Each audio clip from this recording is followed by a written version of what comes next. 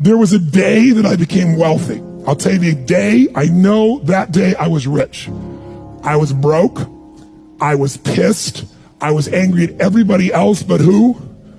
Myself. I had a friend that I loaned money to when I had barely enough and I knew he needed it. And I gave him $1,200 and I'm here not able to eat. I'm down to like $25, $26. And I'm saying to him, calling him, and he's not returning my call. And I just need some money, and he's ignoring me. I didn't ignore him then, so I'm pissed. I'm frustrated. In the midst of all this, I'm also pragmatic. I got 25 and change, call it $26. What the hell am I gonna do? I don't have any plans for economics. I got overhead that's crazy. I'm living in this little tiny apartment, 400 square feet in Venice, California. So I thought, okay, when I was totally broke early on, when I was 17, I used to save my money up and go to the smorgasbord and load up for Christmas, load up for the week.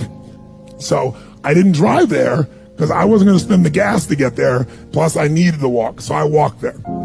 And I go in, I'm not dressed really great, but it's Marina Del Rey, it's okay. And I got a place right by the window and I can see these yachts going by and I'm dreaming of what life could be like.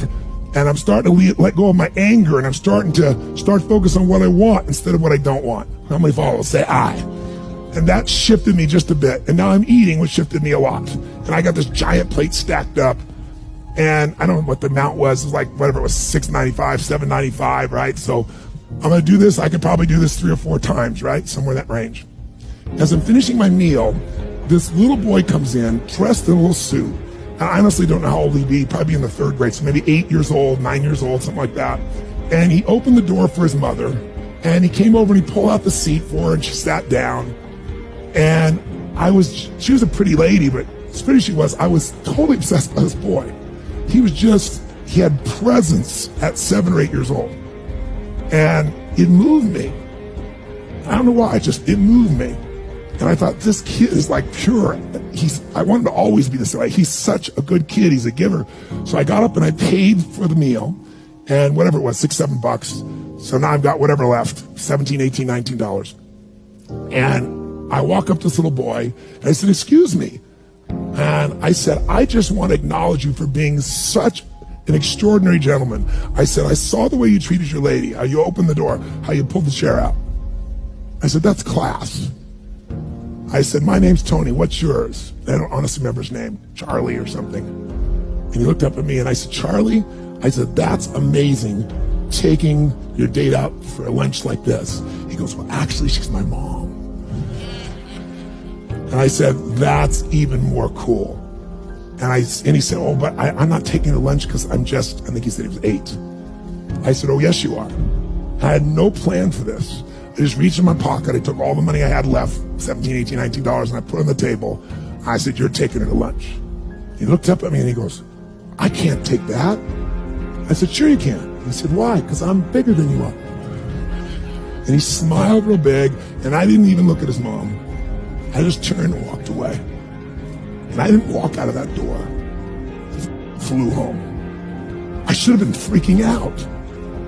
How the fuck am I gonna eat? But I didn't.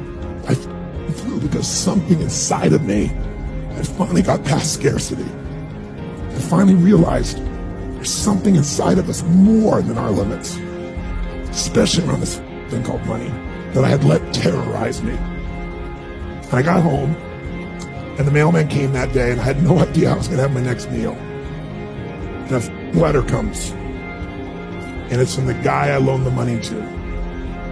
Handwritten note saying, I've been avoiding you. It's wrong. I'm so sorry. You were there when I needed you. Here's what I owe you plus a little bit more. And the $1,200 was there plus another $100 for the time that I had to take care of it. And for me, $1,300, that was enough to run my show for a month or 2.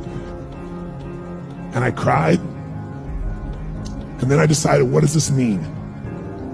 And I thought, this means that whenever you give, it's always going to come back, so you don't have to ever think about that again. Just give. And the rewards will be greater than you can ever imagine. I don't know if that's coincidence, but I decided to believe that day was a blessing when I became rich. And I can tell you honestly, I've had tough days in my life, economically, emotionally, like all of us, but I've never gone back to that. Scarcity, I never will. The secret to living is giving. Do it when you don't have it, and I promise you, scarcity will leave your life.